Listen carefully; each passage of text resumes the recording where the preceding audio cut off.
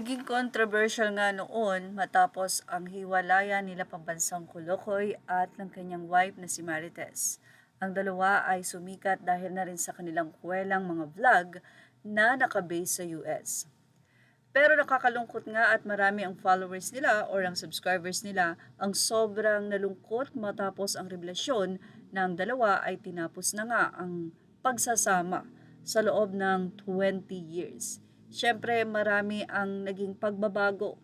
Sa katunayan, sobrang nasaktan ang kanyang wife na si Marites. Pero sa ngayon, pareho na ngang nakamove on ang dalawa.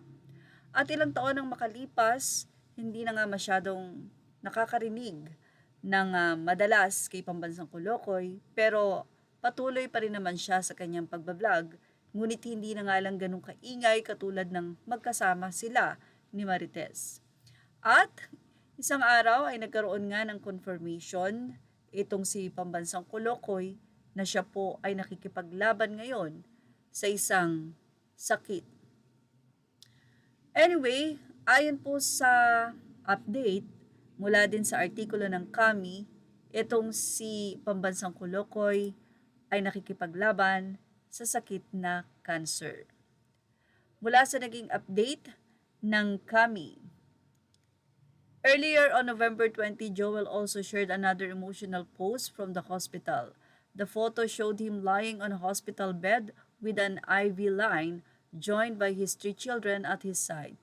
He captioned the image "Strength," highlighting the importance of family as he goes through treatment.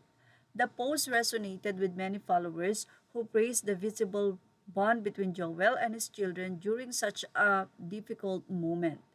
Joel's cancer diagnosis was also confirmed by his former wife Grace Mondina, further solidifying the seriousness of his condition. While details about the specific type of cancer were not disclosed, his post suggests that he is undergoing regular and intensive treatment. The health revelation comes after Joel went through highly publicized personal controversies in 2022. His separation from Grace Mondina became a major topic online after reports surfaced that he had allegedly fathered a child with another woman. Identified as Don Shireen Isguera, the issue sparked heated discussions and divided public opinion, leaving Joel at the center of the intense scrutiny. Now, as he faces a lifetime-threatening illness, many netizens are questioning whether it is a time to set aside past controversies and show empathy. Supporters urge that illness transcends personal mistakes, while others reflect on the importance of compassion, especially when someone is fighting for their life. Images are all credit to the rightful owners. Thank you for watching Showbiz Now.